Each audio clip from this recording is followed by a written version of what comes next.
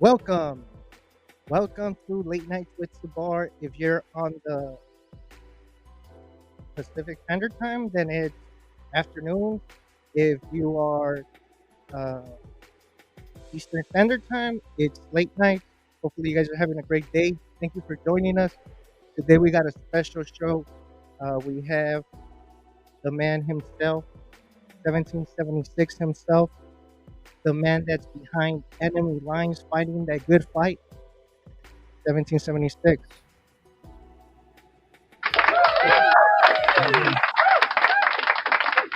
Hey man, how you doing? How's your day? I'm good, man. Busy as usual. So it's been up for about 65 hours. So pretty normal around here.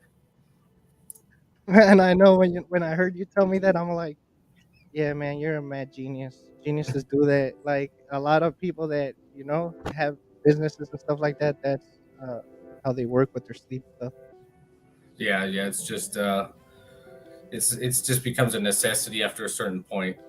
Like a lot of the guys that we work with, 'cause especially when you're dealing with different time zones. Yeah, Dealing with East Coast, you're dealing with West Coast Mountain Time. It's hard to keep up with everybody, but it's a necessity. So, obviously we have to. It just is easier to stay awake sometimes and keep working around the clock to make sure you're ready when someone has something they have to deal with. for sure, man. It. If you have to do it, you have to do it. People say that when you run your own business, that you're able to pick your own times and choose your days off. And I think that's the biggest crock of shit that somebody could tell you. Oh yeah, for Right? sure. Yeah, well, that's kind of one of the long-standing jokes is like, yeah, I started my own business so that I didn't have to, so I could take some time off. It's like, well, now I work around the clock. I started a business so I didn't have to work a 9 to 5, and now I work I don't know what you want to call it, a 12 to 12, something like that. Like So a 48-hour schedule, bro. yeah. All right, man. So I'm pretty sure a lot of people know who you are. But for those that don't know who you are, they must be living under a rock. But let them know who you are, bro. Well, I'm one of the owners of 1776 Supply Company.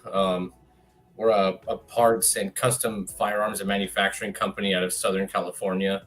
Been around for a little while. Been around and in the Second Amendment industry for quite a long time. A lot of stuff with parts, a lot of stuff with custom guns. You know, uh, we own quite a few shops now. We have stuff in the firearms industry. We have stuff in the parts industry, stuff in the printing industry now, and we also do printing. We have a print shop that we do. Clothing, stickers, banners, that sort of thing was become a necessity for us to run our businesses to make our own media, and we also run a custom motorcycle and car shop as well. So Damn, bro. No wonder you don't sleep, bro. For real. yeah, All right, for sure. man. So we're here because we want the people to get to know you, and I've been talking to you lately, and um, I truly believe everything that you are doing at the moment, bro, is something that the community needs, and at the same time, it's gonna change a lot of stuff, especially for developers, especially for testers. You're doing a lot of work, and I salute you for that, bro. That's great. I think a lot of us wanted to do that and really didn't know how to go around it, and you just came in like a truck, bro, and shook the whole game up. So I want to know first of all and foremost is, did you grow up around 2A? Like, what was this part of your lifestyle growing up, or did you get into it little by little? I mean, I definitely grew up around it. It wasn't something that was like a family business or something that was in depth as obviously I'm involved now. Yeah. Um, I grew up around like firearms. It was a normal thing, like a pretty conservative household. My dad was actually a sheriff for a little while. Went to the sheriff's academy, became a sheriff. Um, realized he didn't fit in there with some of the stuff that was going on in California at the time, and decided he was going to leave the sheriff's department and pursue other avenues. But obviously, being around that, firearms and firearm safety was a part of like what we grew up around.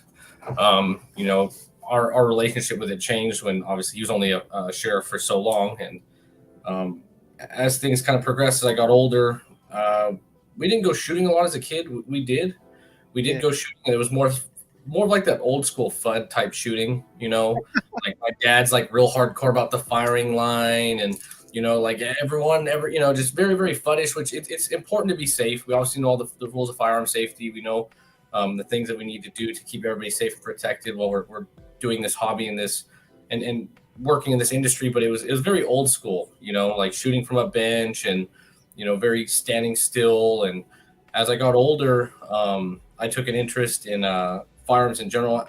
Just kind of, I was always very mechanical. Yeah. I wanted to work on cars. I wanted to work on bikes. I wanted to work on firearms, things that were loud and fast. That was like my whole thing. And one of the earlier memories I have of where my firearms knowledge kind of started before I went to school and did gunsmithing school and engineering school and all that. It's actually got one of these big, like, I don't know what you want to call it, like a firearms manual, kind of like that we have one now, but it's kind of like a Kelly Blue Book for firearms. It's just like this thick, had every firearm in it, kind of had what the MSRP was for it, the map, basic specs, but it had an image of it. And I just, you know, in elementary school, reading this thing, kind of memorizing and checking it out. I mean, this is at the time where, the Taurus was like the knockoff Beretta, and Yeah. Kimber. At this time, Kimber was like a junky knockoff 1911. This is before they got like really popular, and just kind of went through and got a real interest in it. And as I got older, was always trying to create my own firearms, like even if it was toys or airsoft or paintball, making my own attachments, making my own this, make my own that. And as I got older, I got into paintball and I started doing military training, some other things, really getting into it. I started working with paintball and started working really young in high school, developing my own milsim, one-to-one milsim type paintball stuff, which later I did have a big influence on the milsim paintball industry right out of high school. And worked with some cool companies, engineered some cool stuff, and kind of walked away from that. And then it went from there. I went and did some other engineering type industries and kind of moved away from it a little bit, but it was still a hobby on the side that I'm always real passionate about and learning. And when all the political divisiveness started ramping up, it was kind of like every day I was hearing from family and friends like, oh, the country's going to hell in a handbasket, or it's this and it's that. And, I had my opinions, but just kind of like nodding like, yeah, well, if you're not going to do nothing, you're not going to do nothing. And got so tired of it quietly that I was like, well, what can I do? What can I contribute? And one day I just told my wife at the time, I said, you know what, I'm going to start this company and I'm going to do this because I have an idea. I have this idea to make it where people can build their own stuff. And I had been involved with some stuff when I was younger that made me not a fan of government overreach and made me not a fan of the government knowing what people had for some experience I had. And I had this thing stuck in my head of like, well, this Gun Control Act of 1968 has like some real potential in it at the time. And this is before build kits were really like a common thing. It just wasn't a thing at the time. So I put my foot down and I had an idea of streamlining kits, making them easy. A lot of people said I was crazy at the time. They were like, well, you're going to have a customer service nightmare on your hands. People aren't going to be able to build their own gun. So we started with some real primitive stuff and I did all the fitment myself. All the hand fitment, made sure that this thing got built, tested, fired, disassemble them, throw them in a box, and then ship them so that when the customer would get it, the DIY process was as easy as it could possibly be. That's And kind of where it started, those kids you're talking about, were those the 1911s? Those were one of the before there was some stuff before that as well. The 1911s were a little bit like down the line. I was doing it before ARs were really a common 80% thing. But that's really around the time with the 1911s where the kit idea is where I really started pushing it. I'd started doing AR kits first because at the time, and this is something that's really important for everybody to try to remember, is that parts weren't like they are now. Like you could find like a trigger, you could find like a hammer, but it was more sold in the industry as like a replacement part, which they're still sold that way now, but they're sold more with the preface it now that with the DIY build, in mind. At the time, it was like, oh, my hammer's funny or it's wore out or the spring. You didn't Yeah, go and find like an Anderson AR lower parts kit. You didn't find an AR barrel. You walk into a gun shop and you're like, I want an AR barrel. People are like, what? Like, I want an AR barrel. They didn't even sell uppers. They sold rifles. Like, well, yeah, we got the A2 Smith and Wesson, M&P. We don't have an upper. We don't have a barrel. We don't like a gas block. What are you talking about? Well, you want us to unpin one? It wasn't a thing at the time, which sounds crazy now. But as we pushed it, and as I started like going to these companies and reaching out, making crazy phone calls that I wish I recorded, calling big gun manufacturers, like, can I just buy the gas blocks? They're like, what? I'm like, yeah, just pull them off the assembly line when you guys are assembling.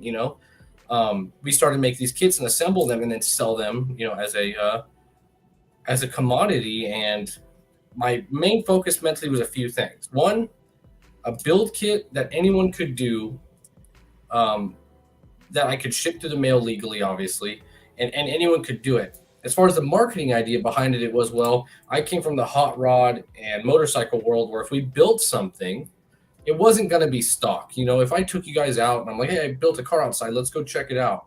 And I walked outside and it's like a 4-door Toyota Corolla. You guys would be like, well, that's cool, yeah. but why the hell did you build that? It's usually like a muscle car, an import, something cool, right? So when we started doing this, I'm like, I want to make these custom out of the box so that it's that, built not bought mentality. And that's where our original slogan was built not bought. It was something that we adapted because, it was something we wanted to adapt to. Like I said, if you're going to build it, let's build it custom, and build it the same cost of building a Glock at the time, that was a little bit more custom. But that was one of the main ideas of it. So I started making it very attractive, which at the time, Could I ask you a question real quick? You yeah, think you think you made it that attractive because you already had experience with customizing motorcycles and cars, and that kind of sparked your creativity? yeah, for sure. The painting skills and the machining and all that definitely came into play when building high-end motorcycles and cars. It transcended, adapted right over to the industry. But one of the main ideas I had is I was tired of the black scary gun idea that was being perpetuated in the media.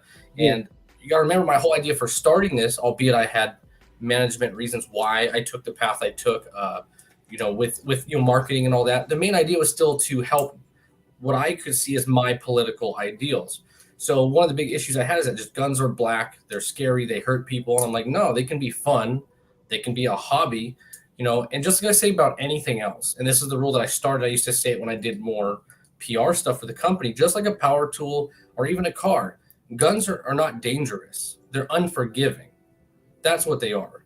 So they had this idea that they were dangerous and evil and all this. Like, no, they're just unforgiving. hold on, bro.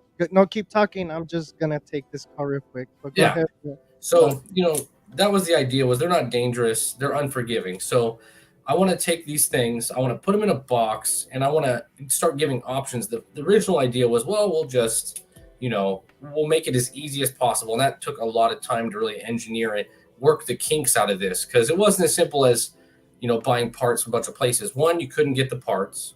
Yeah, Two, the parts, if you did get them, they're from 100 people who didn't know each other. They weren't fitted. There was no spec depending on what you were doing. So I had to get them all, do all this fitment for months to try to get them to work. And then once I figured out the formula, like, all right, this is the formula. We get this, we do this, and then from these people, from this manufacturer, because this before I was manufacturing, obviously, anything for myself, this fitment, and then we go. So like these parts would come in, I had a whole 8 pages where I'd go and like fitment, this many degrees off the barrel hood, this many degrees off of this, that, and then fit them, test it, fire it, clean the bores, get it all set up, package it, and ship it to the customer.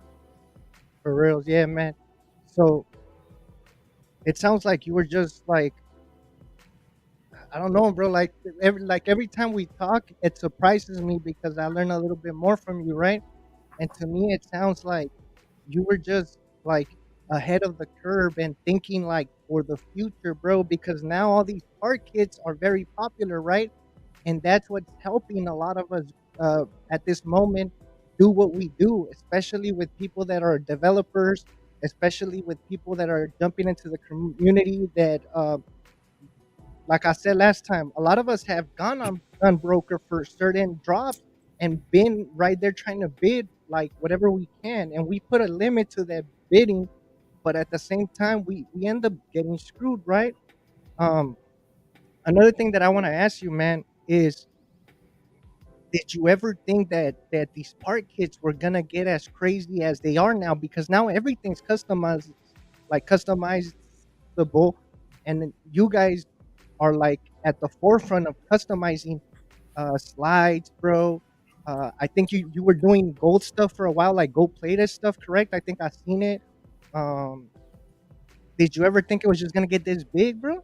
It sounds a little crazy, but I always had a feeling that I could do it, which is strange because I'm usually very logical and practical. That's why I've been somewhat successful in business. Yeah, Uh, but I just knew that, and I can't tell you why I knew, but I just knew like we can make this consistent. But I've always been very like I grew up teaching and helping a lot of people in a lot of different industries. Um, when it comes like even in fine art, I went to college and learned to do fine art, which is something that most people wouldn't even assume about me. Is I have a degree in fine art. Like I can paint, draw with pen, Conte, ink, charcoal, any medium you give me, I can do photorealistic, paintings and architecture with. Which sounds silly that I did that and engineering as my dual, and it was like, well, it comes into play now as design and balance and eye flow and leading lines and all these things with creativity kind of played into the later aspects of my career. But I knew from teaching people, when I would try to teach people, I had a way of trying to bundle the information. If I wanted to help someone achieve an objective, it was more about like, all right, I'm gonna take all the groundwork for you. Like if I was helping someone in school teaching them how to rebuild an engine, it was like, yeah, well, I'm not gonna just tell you like, well, you need I need a crank and you need push rods, you need this. I was like, well, let me go do this. Let me go do this, and I'll pull all the pieces. I'll make sure all the specs work and do all that, and give it to you so that all you have to focus on is executing.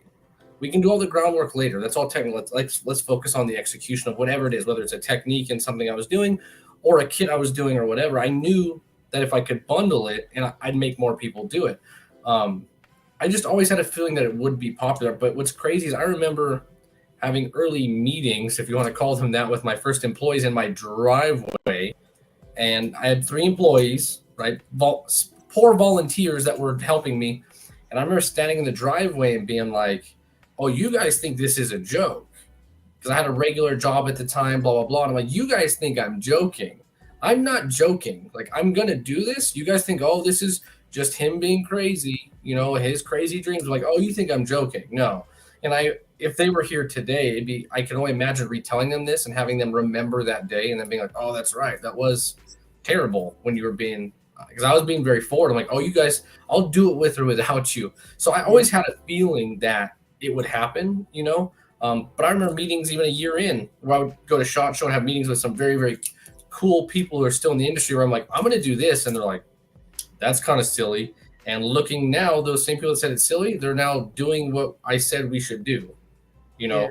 But again, we steel sharpens steel. There's things I'm like, I'm gonna do this, and like, you can't do that. And I did it, and they're like, "Oh wow." Dude, I remember when we first started doing Cerakote, which wasn't that common at the time. I was like, "I'm gonna ship Cerakote through the mail," and they're like, "You can't do that." I'm like, "I totally can." And they're like, "You can't do that," so I do it. Then I'm like, "I'm gonna pre something as silly as I'm gonna pre Cerakote 80% parts." And right, they're like, I remember distinct conversations like it was yesterday, and being like, "Well, when they go to drill it, they're gonna mess it up." I'm like, "Has anyone tried it?" So I went and tried it. I'm like, "Nah, we can pre-Cerakote frames and stuff. We can give these guys options out of the box." And it's the small 2-inch differences like that that really kind of started helping us create a name and creating what we could offer, because there was a whole lot of, man, this thing was run by FUDs. If it wasn't a thing, but the people that were around were just very FUDdy. And FUDs, if one thing FUDs are good at is telling you how you're going to not succeed and being like, "You can't do that. You know what your problem is?" Like, my problem is listening to you. And I've okay. never, you know, I'm gonna have to go outside real quick, bro. I'm sorry, but I remember we were talking about this. But talk about the fudge, bro. Let the people know about the fudge. So like me and you were talking, and we were saying that not a lot of people understand the vision, right? How did you know that that vision was correct, and how did you know that you wouldn't listen to nobody else, and you would keep going to grow what you now have, or what's happening at this moment today? okay. All Yeah, right. I mean, so the reason I guess the reason why I knew that it was going to work. I had pretty much everyone was saying, it's not going to work. No one's going to like this. No one's going to listen. No one's going to do that. Um, I'm pretty good at reading people. I'm pretty good at reading industries. I'm pretty good at reading what people want to do. And at the end of the day, this is a pretty cool industry in general. So I didn't see a reason why it wouldn't succeed. And also, I'm really big on trying to do things that people say I can't do. And more importantly, I want to know why they think I can't do it. Sometimes there are legitimate reasons, but if they say I can't do it, I'm real big on giving it a try. I've never been one to not try something, especially if somebody tells me not to do it. I'm unfortunately like a leprechaun in that sense. Like if you tell me, oh, you shouldn't do that, I'm like, okay. Like it makes me more likely to do it, you know. But like I said, that there was a lot of FUDs at the time that were in control of this. It wasn't really an industry, but they were kind of around it, and they just love to tell you, that you're crazy or you can't do it. It's funny because even guys that are still in this industry, where they are saying like, oh, it's not a good idea. Not necessarily saying that the whole idea was a bad idea, but very particular aspects of it were difficult to break out of. But the biggest thing that kept me going was that I just wanted to get things into people's hands. Oh, what's What's up? going on? I don't What's know up, what the hell I just clicked. I was sitting here trying to figure out how to get on the show. I was told I got to make an appearance because Sabr's going to the bathroom. You broke into the show, huh? Yeah, what's going on, man? What a show Nothing. to break into. This was the one. Yeah, this is the one. This is definitely the one. Well, while we have you, what's going on with you?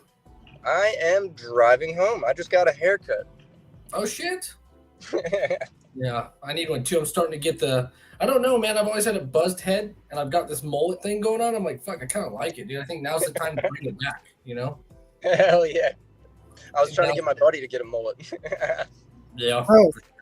Okay, now that we have IPS here, Hell yeah. I want to ask a quick question so he could drive and not get a ticket. What was your, how did you say I'm gonna do the Glocknowski this way, and why, bro?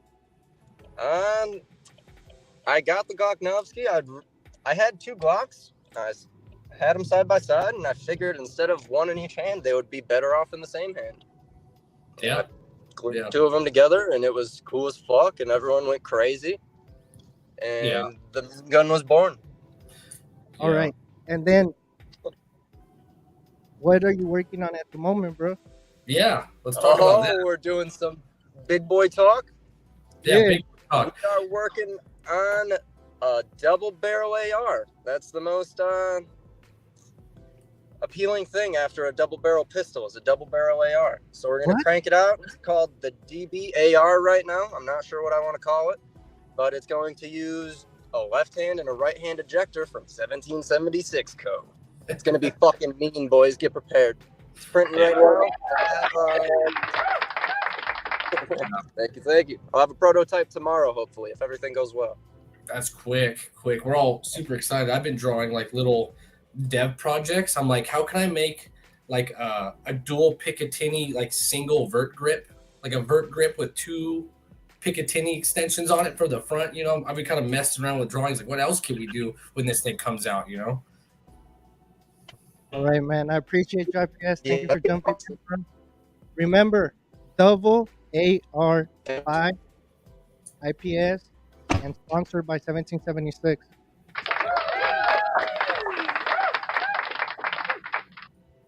Sorry, man.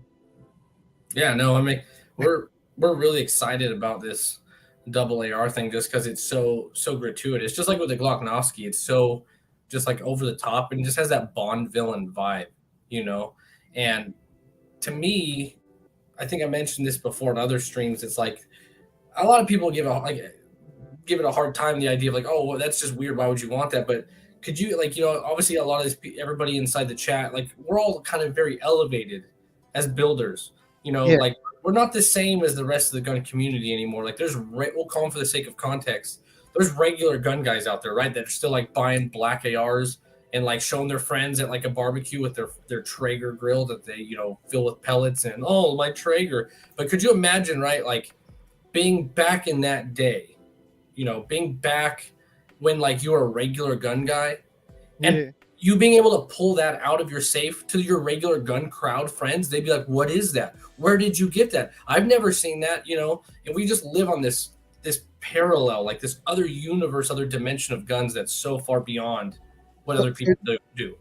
so you think that the 3D printing is in a way bringing back that wow factor where you could create, you could make, you could customize things your way, and people might not look at you like, oh, we need all this blacked out. Everybody wants their stuff blacked out.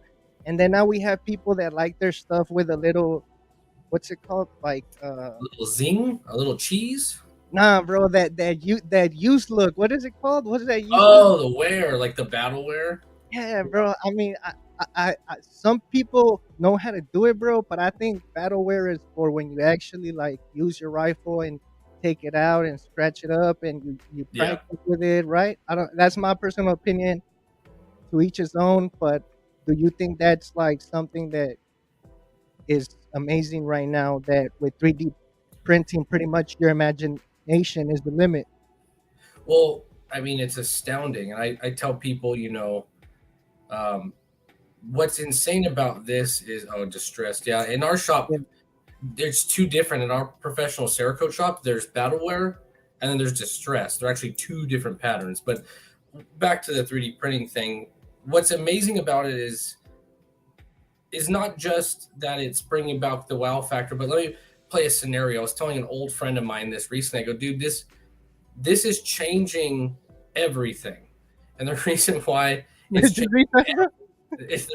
changing everything is because, like, in the normal setting where I came from of engineering firearms, it Yeah, takes months, weeks to redesign like a safety. Like you do your fitment, you're like, oh, the safety's a little off. Oh crap, we got to send it back to R&D. We're 6 weeks to the first article of the new design of the safety because it was oblong or it ran to the slide. It's not like that anymore, man. yeah, Like you're right. we're sitting there and I'm like, bang, bang, bang, bang, bang. I print this thing, I'm racking it or whatever, and the printers are racking it, and they're like, oh, I can't reach the safety because this recess. Like, hold on. Then we Yeah, just redev a safety that works for it, print it in an hour and a half, and go, okay, that works. Like yeah, the amount of creation that we can do has shrunk the R&D time in theory. Now, a lot of people are like, well, it's a printed gun. Like the difference between printed and manufactured is the not same. very far apart. Yeah, It's yeah, very thin line. So the yeah, idea of the FOSCAT engineers the GunCat engineers, um, you know, what we can do with this is shocking compared yeah. to what I've seen in regular gun industry where it takes weeks. And these guys are amazingly paid professionals. They've been working with SIG for years, and it just takes them weeks to do shit. And we come in Okay. and we're like, oh, watch this. I'll watch this. And I have a question right now when you're saying that, right? I hadn't looked at it that way, but I mean, designing a gun for Glock or SIG or HK is pretty much the same process because they're doing CAD design, but the only difference is that you guys are printing the stuff, testing it right there, and there's no loopholes to jump with all the bigger players and all the politics. Do you think that's what is making this 2A 3D community at the moment grow and get to a point where it's the future, right? We're saying the future's now. Um, do you believe that's one of the reasons, like being able to have people to test your stuff at a moment, calling I, somebody and say, download my stuff, print it, and test it, or what's I your opinion? I think that the reason why it's growing is because of, I mean, we could talk about a lot of the existential and testing and all that. I think there's a lot of things that are actually holding the 3D printing community back. And that's what my dev team is trying to push. And that's what I'm trying to do is see a positive change to make the 3D printing community actually produce stuff faster. But I think why it as a whole really has a lot to do with the machine itself, which maybe people aren't going to like my response on that, but it's like we can produce prototypes on the fly. So it's like, oh, we print it, we check it, that's no good. We go in, and it's really the advancement of technology. Like some of the, I've got multiple CAD programs, and some of them, man, I can just like, they are so easy now. Like, oh man, that's not long enough. Like, okay, well, get my micrometer. This safety stuck in the recess of this receiver we just built. I can't get it with my thumb. We'll measure from the recess out to the edge of the farthest edge of the receiver. That's 13 millimeters, right? With my micrometer, make the safety 13 millimeters longer, boop, take 5 minutes in CAD, print it. Oh, look, it works, and the ability to go from test to print to test to print is such a narrow amount of time now from the machine and the programs we have to do it. So I know that this is the way that all big major firearm manufacturing companies are going to do it really soon. This Yeah. isn't gonna stop here. This is going to be the way. Okay. And then I have a question since you brought up your dev team, right? And I've always been a true believer that with more money, with parts being more available to dev people, to testers, to designers, it's gonna help us grow quicker because we're not gonna have to worry about, hey man, I only have this much of filament left, or I only have this much parts, or I only have this much ammo to test. What's your opinion on that, bro? Because I think that's what we need. We need more people making some type of money. I mean, a lot of you might say money's evil, but money's a tool, money's a necessity, and we need it. What's your opinion? Well, the answer to this question is what's been driving me since February. You know, since February, this has been driving my whole mindset behind everything I'm doing. The way our dev team does things is completely different than the way that it's been traditionally done. So when you talk about money being evil, I agree. I've done really well. I've been really successful in business, and I've made a surplus of fiscal income. But I live my life with like dirty pants and ripped jeans and long hair, and the money to me is a necessity for keeping it going. So it's like for forgive a crappy or very aggressive metaphor, but any movement, which this is, any movement, any corporation, any collective of people, whether it's good or bad, legal or not legal, needs financial funding to sustain it. Now, when we talk about making money, it's not so much about making money to put in our pockets. It's about making money to put back into the community, back into the industry so it expands. So, for example, the way that our dev team runs things is we try to find safe ways to respect the community, but its overall goal is to give back to the devs that are within my dev group as individuals. So ways that they can make money, that they can be self-sufficient, that they can get paid and be compensated for their time and their work. And what that does is if we can find a way where the dev team makes money, which it is making decent little bits of funding here, what it does is it allows Freedom Code Dev Team, which is the name of our dev team, Freedom Company Dev Team. It allows it to pay for itself. So, for example, we can get machines if the devs need machines. We can buy repair parts if they need repairs. We can offer and give them filament, nozzles, Fusion 360 subscriptions if they run out, parts. All the dev groups in our group and our testers are within our contained group. We don't use the beta rooms like everybody else does. Their parts are provided to them by 1776 and Freedom Company Dev Team. They don't have to purchase anything. They produce those. We produce those parts. We give them to them. Everybody gets them. Everybody tests them. We give them filling. We do whatever we can, because the sooner they get it, the sooner we can test it. The less hassle. The sooner the design gets created, the sooner it gets to the public. The sooner it can start giving back to the community and giving back to us, and it creates a fiscal cycle that makes it self-sustainable. I'll put it to you this way as an example. Just with the creation of our dev team a little over 2 months ago, we're about to release close to 18 new gun CAD designs, which is pretty crazy. Some are remixes, but the big thing is that's funny. 70s FTW. Yeah, look at that on my ring. What it's done is it's taken out all the speed bumps in production and design and these things getting to everybody's hands. And I've kind of already seen just how much it's sped things through. So Okay, so I got another question too. Do you think that the way that you're doing your dev team, right, where you guys are not, I'm sure you guys are texting each other, but I think you guys have this type of policy more where you want to see each other. Certain people are able to go to the shop, right, and meet with certain people if they need stuff, if they need supplies. Do you think that makes people feel more, I guess, I guess it's more productive because you guys are seeing each other face to face instead of texting each other. There's more sense of a community. You think that's very important in a team, or what's your opinion with that? Well, definitely, especially with the way that we're doing this dev team. It's not like anything that's ever been done, and there's no evidence to show that it would actually work. It's very fickle the way we're doing it. If we don't follow a very specific set of rules and beliefs and bylaws that we live by in this dev team, the whole thing will fall apart. It's very, very fickle.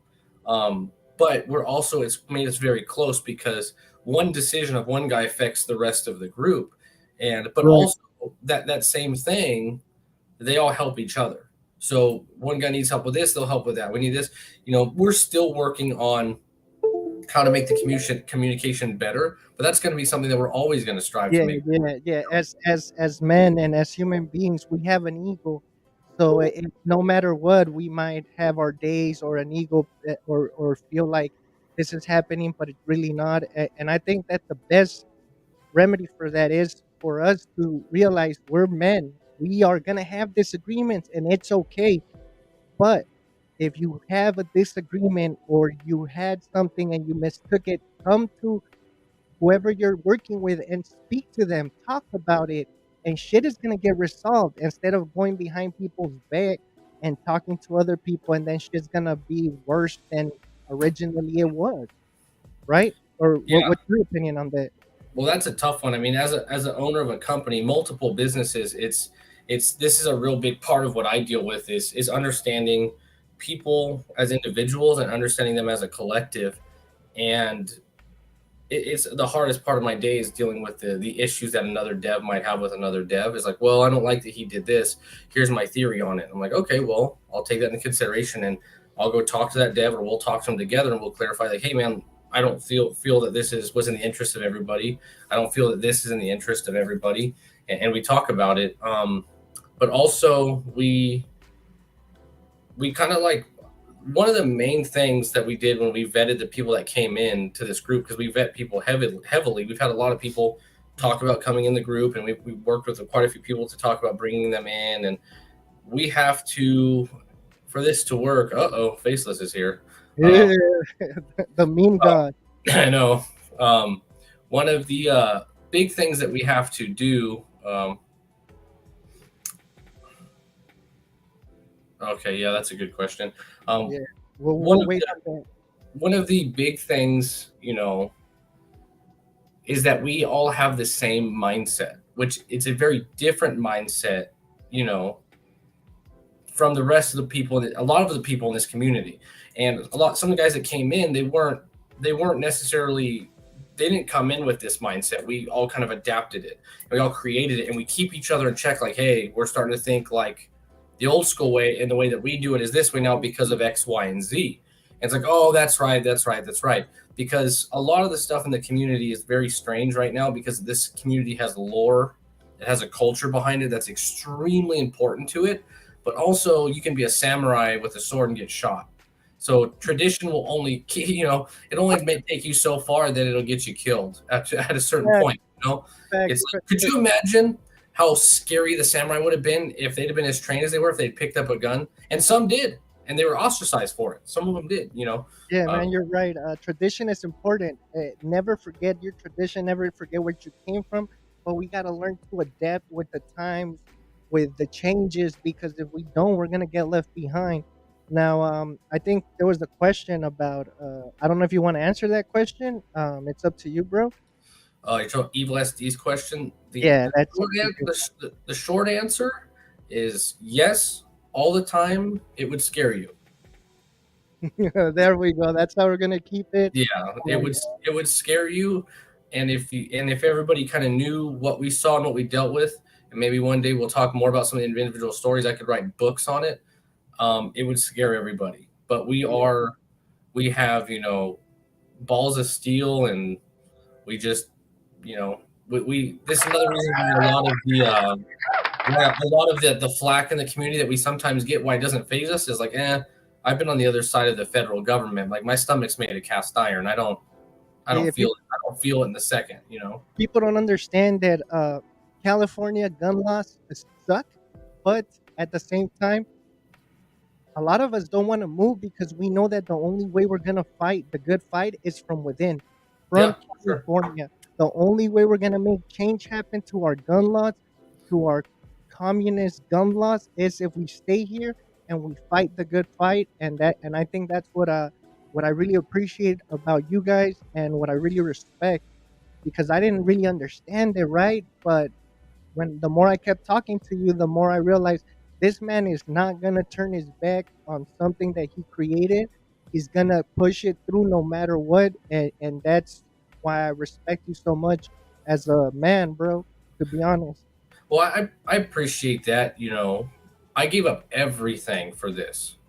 You know, yeah, exactly. You don't get as radicalized as we do, exactly, without living in a place like this. Um, right? I I gave up everything for this, and I'm going to continue to give up everything. If people understood what I gave up from starting 15 years ago, it would shock people what I gave up, the choices I made, the things I decided to do, and the things I'm still doing every day, fighting with people here and there. And we don't talk about a lot of it publicly because I'm not here to play the pity game, and I'm not here to scare you guys. My job is to get stuff in your guys' hands and to help you guys do what you need to do. And as a parent, that'd be like every time something bad happened, you like scared your kid first and then told them what to do. No, you suck Yeah. it up. You suck it up and you just help your kid. That you help the people that you're trying to help. You just tell them which way to go. And here, you're going to do this. You're going to do that. So I mean, we're like at a 41 minutes in. Is it cool if we start talking about your park kids, bro? Sure. Uh, okay, so I want to bring up those park kits because a lot of people, I believe, don't read correctly the descriptions or something, right? Yeah. Uh, but I'll say this: I got a park kit today from them actually, and I was surprised at how fast I got it. Yes, I'm in California, but I got it incredibly fast. And another thing, although all the parts I got are brand new, I had issue with a 709 Slim I order off eBay. It didn't come complete. I was missing parts. In order for me to buy parts, at the end, I think I had to end up bidding like for this boost ass trigger that would ended up costing me almost $100. So at the end, I ended up spending more than the part kits he sold or he sells at this moment online for a used part kit when his are actually new. If you could explain to the people why you're doing the part kits, how you're doing them, and how are you doing it for the people to actually get part kits and for them to be in stock? Um, so here we're talking about the 3D printed parts kits. Like obviously we've been doing build kits with 80% and other stuff for Correct. years. But when I came into the 3D printing community as a company, yeah, allegedly, yeah. When I came in the community for 3D printing, the 3D printing community looked and it still looks exactly as the 80% community looked when I first started pushing it and making it a thing. Um, there was no way of getting parts. It was everywhere. Like I said, when you start doing build kits, you could build a gun on your own, but it was like you bought a barrel from here and this and that. And it was a disaster, like we talked about earlier. 3D printing community was the same way. So I'm like, well, let's do the same thing we did with 80%. And I'll do all the legwork. The company will do all the legwork and we'll put it into one box for everybody so that it can be good parts. They can be tested. They can be consistent, which is one of the big ones. And we'll put the groundwork in to make sure that it functions and that it's available. When you're dealing with used parts kits, which I think is a lot of the talk that people are saying in the community now, that's cool. If you can find a used parts kit, I'm totally for it. But it's probably going to be missing stuff. It might be broken, and they're not consistent. Like you can't go tell your friend right now, like, oh, like, hey, Sabr, I want to go build a G2C, or I want to build a this. It's like, Hmm. oh, well, go fight on Gunbroker and wait till something cool happens. Like our idea is everything we do, we price and do a lot of groundwork to make sure that it's available all the time. So here, this is the Springfield XD full size. Basically, this whole kit is all brand new parts. You get 2 magazines. You get a slide, Lord parts kit, Springfield case, locks, mags. You get an SD card as well that has a couple really important things on it. So one, it has the original STL from the designer. In this case, it is 458 SOCOM and AWCY created that Springfield. Correct. Yeah, in this one here, this is a Project Low Point, originally created by Control Pew. I think, or I'm not sure if Control Pew had something to do with did the first one, and then Freeman obviously came in and did the second one, and I'm pretty sure it had everything to do with the first one as well. So it's Control Pew and Freeman on this design. So the SD card in every one of these kits, what it has is the original STL from the designer, in its unmodified form, and always the most updated version that we can keep track of in our technologies department. Okay. All readmes, print orientations, and documents that the original designer released with the file, which is extremely important. And then we offer, because we ship only to the United States and to states that are allowed to get it, our pre-cut, pre-sliced G-code recipe that helps beginners get the confidence to just level their bed, preheat, and run. That's a big deal. Yeah. You know, that G-code is, I've let a lot of people sample it where it's like, hey man, try my G-code. And it gives them the confidence to get going and get started. That's the Correct. thing about that G-code. This is what I really love about their part kits, and I actually appreciated that they're tailoring their kits for people that are beginners, for people that are trying to get into this game. And this would be the simplest form for them to start printing, because they could just get that part kits. If they're having problems, you guys have a call center, right? Or Yep. customer service that they could actually call, and you guys actually help them and guide them through it, correct? Yes. What most people don't understand is SupplyCo is a big place. We have a whole department that's just technologies department. That's just machines, parts, and more importantly, it has avid gunsmiths and 3D printers who are in the industry. So they understand the machines, they understand bed leveling, they understand G-code. They've done a lot of these builds themselves. They have the parts around them. So you can call and you can say, hey man, I'm having issues with this build, or I'm having issues with that. And there's a place you can call, which wasn't a thing before, you know? So now there's a place you can call. That's also something that comes with the benefit of buying obviously the product from us, is you can call and talk to us and we'll walk you through it. We've have professionals that will help you through it on the phone. We've done it to where if that still doesn't work, we can do Zoom or Skype meetings like this, where we can look at your wheels and go, okay, that one's a little low. We've sent people bed leveling programs to help beginners learn to bed level, like the CHEPS bed level is a good example of that. But we work with you. That's the whole thing, is we've never bailed on anyone. We won't bail on anyone. We have a place where for the cost of this kit, and even people that don't buy from us, you can call, and sometimes you have to schedule an appointment depending how long it's going to take. But you can call and you can get help. You don't have to go and swear you're not a glowy and swear you're not a fed and fight through chat rooms and do all this. And I've had people ask my managers and my owners, and even people ask me like, well, what if a fed does call your shop? I'm like, and? Yeah, you guys are not doing anything illegal. You're not breaking no laws. You're so book. I was like, well, I guess we're gonna help them level their bed, huh?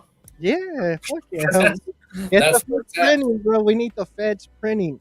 Yeah, I agree. Maybe they'll realize it's not a big deal, you know? Yeah, man. Like, look, I tell a lot of people, the only way we're gonna change this game, right? We're gonna change the outlook that people think that a lot of people think we're like incels living in our mom's basements, criminals, you know, stuff like that. We're people that are artists, we're cautious, and we care and love our families.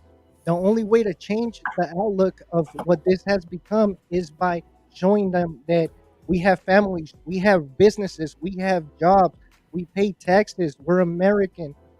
I mean, I used to say I want 3D printing to be as American as apple pie, but now I say I want 3D printing to be as American as baseball, and I want a 3D printer in everybody's home the same way as everybody has a microwave.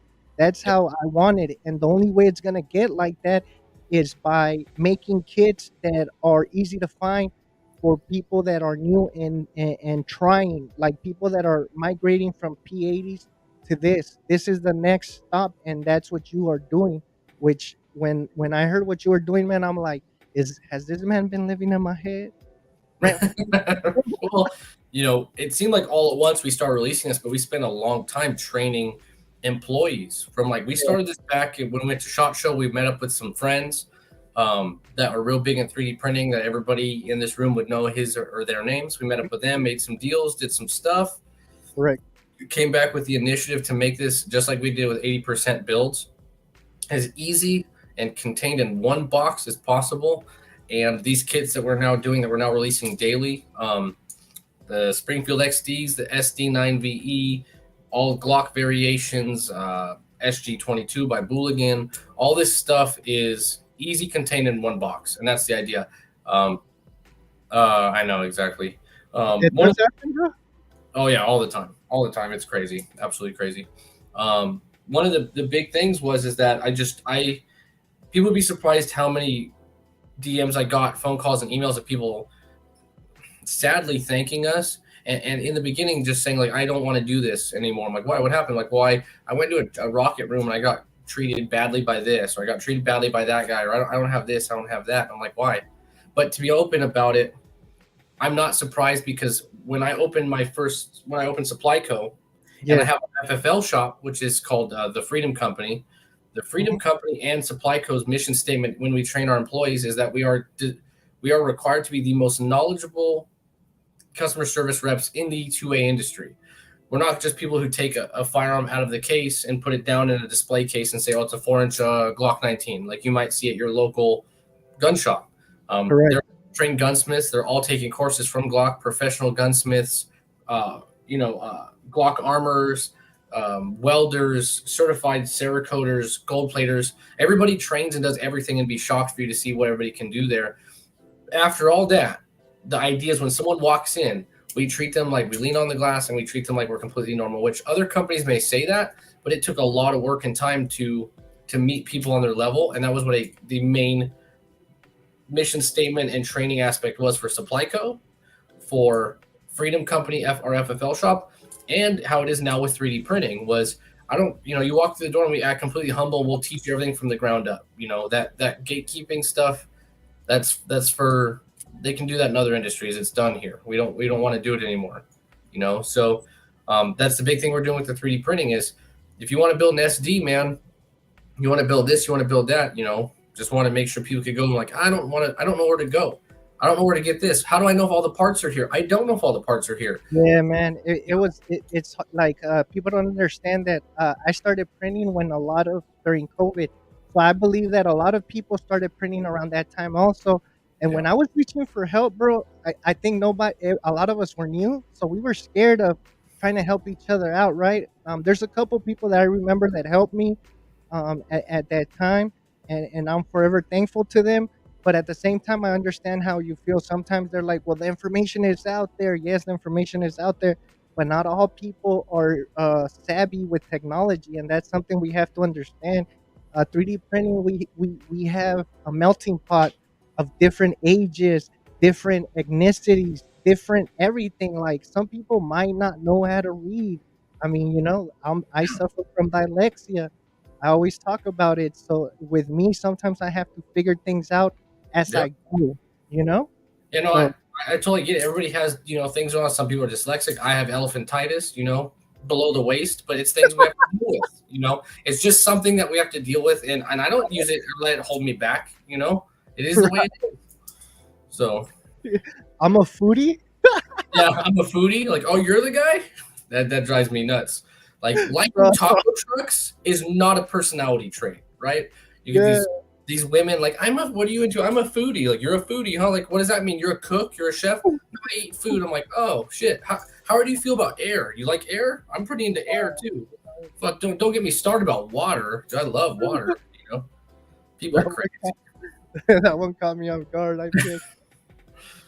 Yeah, no, I mean, it's true, bro. Like, it just depends on the person and how savvy they are and how. I'm a guy that if something breaks, I'm going to try to fix it before I call anybody. That's how I grew up. And I'm pretty sure you grew up the same way. You don't invite no man into your home till you try to fix it yourself. And if you fuck it up, now you call somebody, maybe, but that's how I was brought up, man. Yeah, I mean, there's some famous funny stories in our shop where years and years ago, when we first started doing gun shows, man, in California, people, like, we wouldn't sell anything. Now, towards the end of the days here in California, we're doing kits. We had the biggest lines, sell out every time. It's ridiculous. But we had stories where guys would come up and you could see them just waiting in the back, and they just wanted to come up and argue with you, And these guys would come up and you'd always hear the same thing. Why would I build a gun if I could buy one? Why would I build a Glock?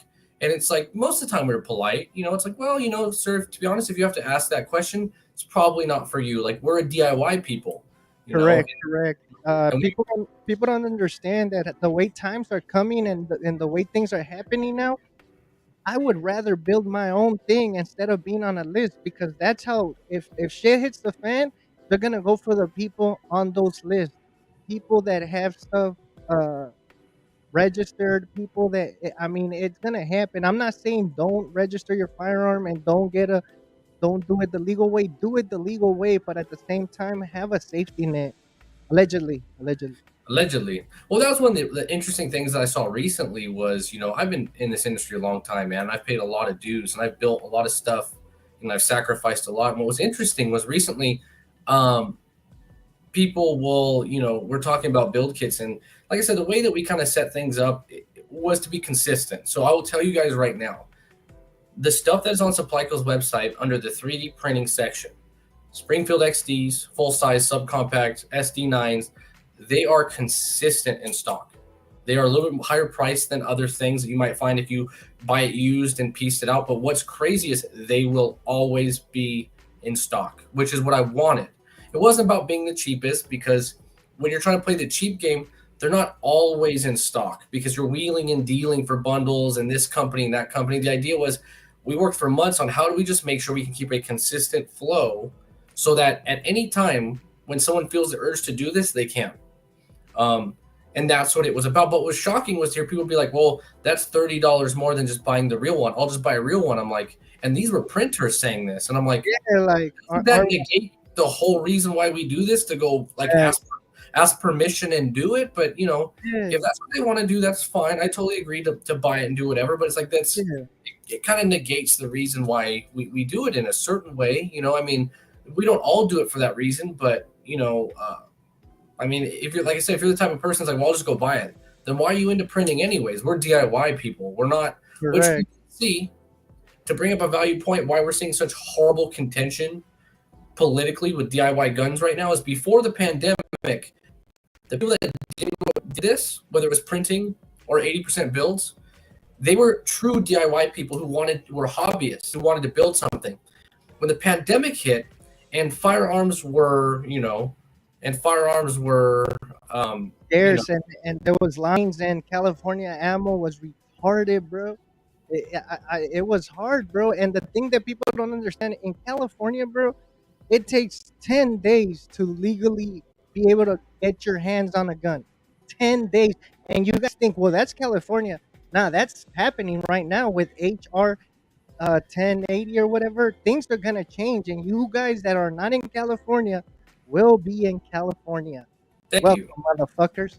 Yeah, well, but yeah, exactly what it did was you now had people who just wanted to get a firearm. They weren't hobbyists.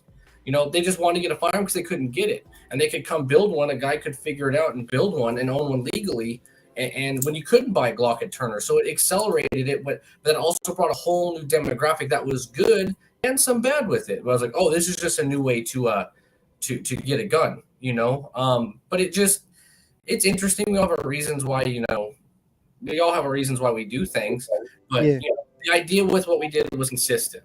I want to push the idea to where you can recommend somebody right now, because you have a very short time period when someone's interested to be like, oh, you should do this.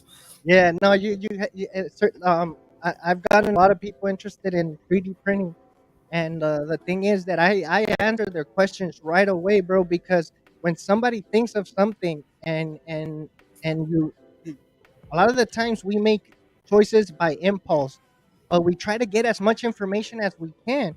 So if you guys are doing what you're doing, giving the information, giving parts that are not used, which would be a lot safer than, say, a part that might be cheaper but used, but you might not know what has happened. Now, I don't know if this is true or not, but allegedly, a lot of these eBay parts might have bodies. I'm just saying. Yeah. Well, and they have numbers and all that, and it's like, so what's interesting about the price thing? We talked about the kits and price and all that. What's kind of interesting though is there's a story. I won't say the company's name, but it was kind of a sad story that I want to tell you guys. was a company who wanted to help the 3D printing community, right? And they wanted to get a certain chunk of parts for a new release that had happened. So he reached out and was like, I have this option A. And option A was what we all did in 80% in the early days before parts, aftermarket parts sort of thing. So you would buy an FFL item and you would strip it. You buy it with your FFL, you strip it, you throw 80% in there, and you ship it. Well, he wanted to try and get parts to the 3D printing community cheaper. So he reached out to a bunch of people, and using his brain, he goes, how can I get cheaper parts? One of the ways we used to do that back in the day was you go to these big auctions back east and you buy police buybacks. You don't buy them directly from the police, but you buy a pallet of like G21s. I've done it. A pallet of G21s used to beat up or whatever. A pallet of this, a pallet of that, right? So he goes, I'm going to get this idea to buy a pallet of this police buybacks of this particular model that the 3D printing community needs, right? And I'll get it cheaper than stripping it and offering it to them. So he gets it, he strips them all, ships them to the 3D printing community, and they sell out because they're limited. Police buybacks don't grow on trees. They're not consistent, right? Consistency is not a thing. So then after he runs out of those, he goes, well, it was a cool run. Now, so I can remain consistent, I'm going to use my FFL to buy them.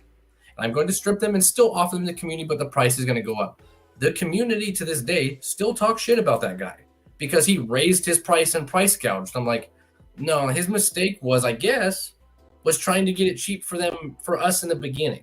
Yeah, and when that supply ran out, now he had to actually pay the actual price, and of course he had. I mean, it's basic economics, supply and demand. It's basic business stuff. Sometimes we mess up trying to do something for the community, and people don't understand the whole story behind it, right? Yeah, of how they got the parts, and it's like he didn't. I was there. I'm having a little difficulty understanding how they turned it against him a little bit because they still talk about it. I heard about it twice this week, and it was years ago. Yeah, I'm like, oh, he did what he could to get him, but that's why, going back to what we were saying, consistency. That's my thing, is consistent. Is I want, when you have a friend, when you've got someone talked into it, when any of you guys have someone talked into it, you can be like, hey man, they got that over there. You can buy it right now. All the parts are there. They're gonna function because they're brand new. It has a warranty on them because you didn't buy them used. That's a big one. There's a warranty through our company. And the place will help you. You buy stuff used, it's like, a magazine itself, unless you're dealing with Glock, a lot of magazines are $40 to $60, depending on what model you build. So correct. people, well, that's a $40 if I buy it used. It's beat up, it's whatever, and it didn't come with a magazine. Then they go buy the magazine, and they're actually over the price if they would have bought it new. So to buy the parts kit new. You know what I mean? Yeah, man. I'm gonna ask you a question real quick. Do you want to talk about the price for the roast? And another thing too. I know we're almost at the. I mean, we already passed an hour, so I'll let you go in a little bit. But would you want to maybe go live on Instagram maybe this week or next week and have like a Q&A type of thing where people ask you questions and you kind of answer them? It's up to you, man. You said, so if we go on live, it's to announce the prize, or talk about announcing it now? No, we'll announce the price today, but I'm just saying if later on one day you just want to go on live and answer questions to the people, and it's up to you. Yeah, no, I'd love to do that. All right. Yeah. We'll work on the live, but right now, go ahead and talk about the roast and the prices and how they're gonna work, because you're the one that's actually sponsoring the roast. Oh, yeah. Well, the way that we're going to hopefully do it is we're just going to try to keep it mixed up. So the prize for the roasts, hopefully from now on, will be exactly that. It's going to be prizes. It'll be last week we gave a couple sets of sights, and I think the winner, which was Nova Light USA, I believe. Yeah, he's the one that won. He had we thought that it was Linux or something, but I spoke to him and he actually said it was fuzzy settings, and he gave me the fuzzy settings for that. So if anybody wants some, let me know. But yeah, it was all fuzzy settings, and it was a great build. Yeah. Man. Yeah, I think so. He's going to get I think 3 sets of sights. He's going to get a standard set, an aluminum set, and then he's going to get some Magpul flip ups. But we're gonna try Right. to have something new every week. So this right here is what we're gonna do this week. Day after tomorrow, this is a billet AR-10 80% lower. So So and then for legal reasons, we if you can receive this, we have yeah, if you cannot receive the 80% lower because you live in a restricted state, then we have a 7.5 inch 223 wild fluted competition barrel. It's a really, really, really nice barrel. It's actually very, very, very shocking. When you get to see it in person, it's really nice. So if you're in a restricted state and you can't receive the lower, then you will get this extremely high end barrel as a consolation. yeah, man. So you guys see what we're doing. All we ask for you guys is to keep supporting. Go check out 1776. They're fighting the great fight. Make sure you guys send your submissions, and you guys know where to send those submissions from now on, so we don't get no type of pixels. WeTalkShit.com. That's the site. That's where everything's going through. It's better for us to figure out who the winner is because you're gonna input your info, and if you don't want to, you don't have to. But we need to reach out to people in order for them to get their prices. Make sure you guys go check out 1776 Co. They're doing amazing for the community, and we really appreciate your time, brother. Thank you for being here. Yeah, of Anything you course. want to say, or all your links are down below. So if you guys need their Instagram link and their website link, they're all down below in description. So make sure you guys check that out. Anything you want to Yeah. say? Well, I mean, you know, it's hard to really get to talk to everyone and talk to you guys with such a short amount of time all the time. But we do have the community's interest in mind all the time. It's hard to sit here and go from beginning to end because we could talk for 7 hours about everything. What we're doing. Like right now, another thing that we're doing is we did a sale and we sold a lot of like 80% frames really cheap and really fast. One of the things we're doing right now is we're actually reaching out to big box companies that we know are just going to like let their frames and their receivers become trash after the August 24th date. And Dang, I'm going around and calling them and trying to get them to release those to us so that we can give them to you guys. We're trying to free them before the date because a lot of these big box companies and stuff, they're just like, we'll let it go. We'll write it off. Some of them, they're talking about writing off a $250,000 loss on 2,000 frames. I'm like, hey, like maybe we can get some of that back. yeah, I'm calling and fighting, and we just threw some new ones up there today and yesterday. So, talking about $50, 80% frames up there with a lower parts kit. We just threw some Glock 17 kits, complete Glock 17 kits for $380. So, damn, man. but the idea is we're just trying to do whatever we can to work with everyone to get that stuff out there because every day it's a new fight with our processors, which everyone was talking about on Instagram today. Would have a processor and how we basically told Yeah, them to fuck off, and they got an interview. And other companies, they just gave them the information that they're asking for. And I was like, no, we're not giving you anything. You can kiss my ass. I don't have to give you anything. And after we fought with them, they sent us an email respectfully tucking their tail between their legs and going the fuck home. So, it's some of the stuff we fight with every day is just part of what we have to do to be in this industry, no, uh, for sure, man.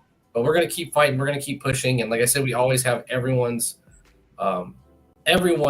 well-being and this community and this industry in mind. So if you guys need anything, you message us on Instagram, you send us an email. If you want files to let us know, we'll email you files depending on where you're at, and we'll give you advice and we'll help you with this. If you see something on our website that you're looking for something that's not on there, DM us on Instagram or send us an email. There's a good chance we have it. Our shop is huge. We just can't consistently list it, so it may not end up there, But just reach out to us. We're regular people, and all we want to do is talk about your build, what you're doing, what you're trying to do, crazy, normal, whatever. We just want to talk, man. And we just want to help and do whatever we can to keep things spread. So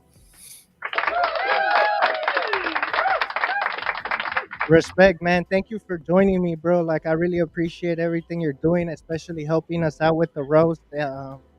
Thank you, bro. I know the guys would tell you the same thing right there. IPS, awesome show, boys. Cards, Hard Eye 1776 Co. Trollwork says he needs help building an F-15 and a nuke, bro. Allegedly. Allegedly, Yeah. allegedly, yeah, Uh, so allegedly. yeah, man. Thank you. I'm gonna end this right here. Tell you guys, make sure you guys send your submissions for the roast, and also thank you for being here, guys. Show love. Thank you, and I'm gonna cut you, bro. Stay tuned while I finish this up, so we could talk real quick. Yeah, All right, guys. Thank you for joining us.